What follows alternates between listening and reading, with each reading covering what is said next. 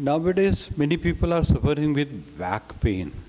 Back pain consisting of many problems like stenosis, when there is a distance reduction between vertebrae in the lower back, scoliosis sometimes because of wrong lifestyle, sleeping with belly, bending legs, and many other problems.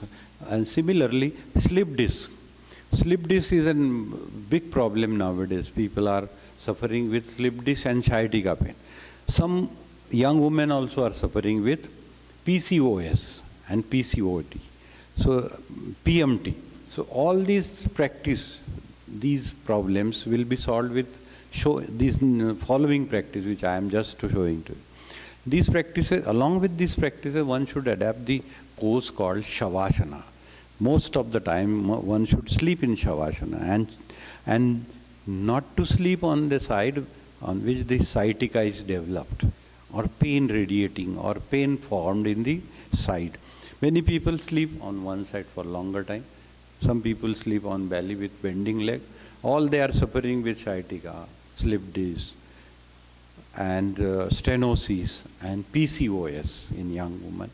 PCOS is also a byproduct of the lack of circulation in the uterus and ovaries.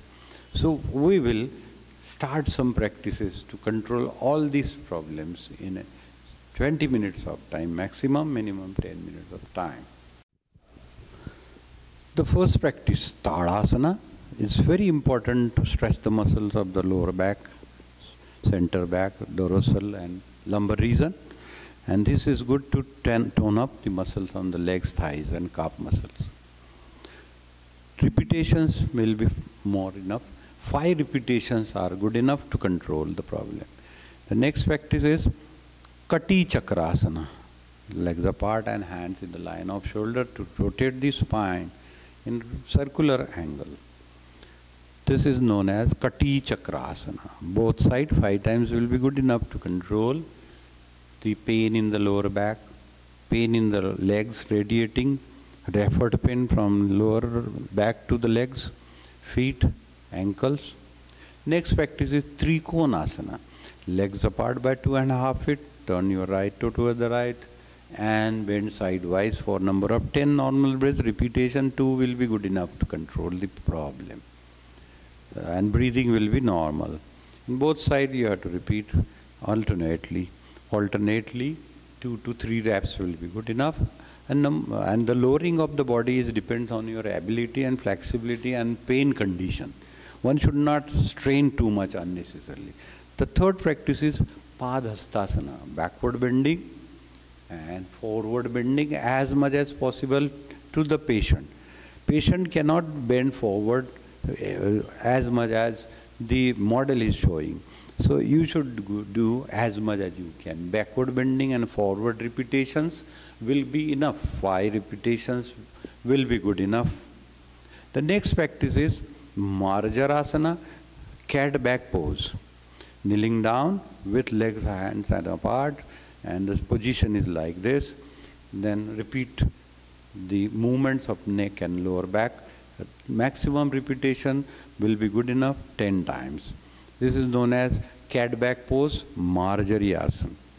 This practice improves the distance between vertebrae at cervical and lumbar region. The next practice is Bhujangasana, cobra pose, Bhujangasana, and supine position, in prone position, palm under the shoulders and gradually raise your head and chest up.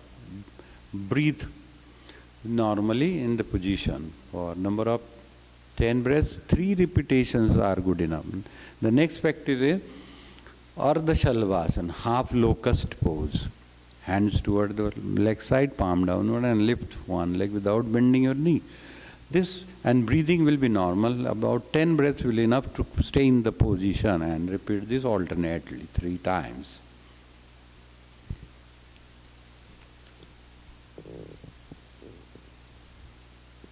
Then the next practice is on supine position. Supine position. The first practice on supine position is very simple to elevate one leg, called Ekpad Utthitasana. Ekpad Utthitasana. One leg should be maximum raised as much as you can with pulling the toes toward the body side. The maximum is 90 degree, but whatever the possibility, you can gradually improve it to 90 degree. Initially, it may not be 90 degree because of pain and radiating pain in the calf and leg. So repetitions are 3 to 5 repetitions in the beginning, and then this will be helpful to improve the circulation in the calf and thighs muscles and the ankle and fingers. Repetitions alternately, 5 reps will be good enough. The next practice is Ekpad Mugdalasana.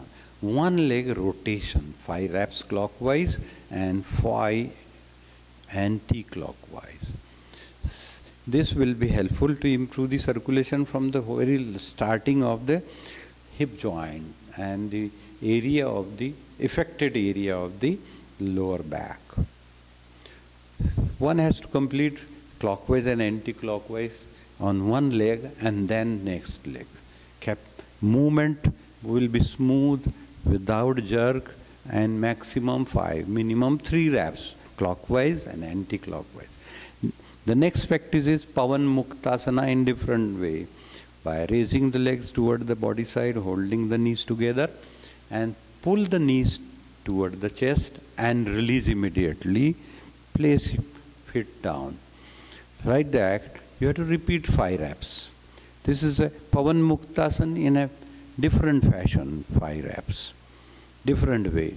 And not to stay in the position, but rapidly and repeatably 5 reps is good enough. The next practice followed to this is breech pose, Setu Bandhasana. Holding the hands under the hips and raising the body as much as you can without bending the elbows, knees together and foot together. Repetitions is good enough, 5 to 10. Initially, when more pain is there, then start with 5 reps. Gradually improve up to 10 reps. This is good practice to improve the flexibility in the lower back and pain will be reduced. These are the pain relieving practices. And the last practice related to this is Nadi Tanasana, pelvic tilt, legs apart by 1.5 feet. Hands toward the head side and relaxed condition and tilt the knees to one side and face to other side. Pelvic tilt. 5 reps both sides will be good enough to improve the circulation in the lower body toward the hips and thigh and calf muscles. So this is the last practice related to the problem of slip disc, sciatica, PCOS and stenosis. With that, you have to relax in Shavasana. Legs apart, hands beside the body with long and deep 10 breaths. Relax your body with long and deep 10 breaths and normal 30 breaths.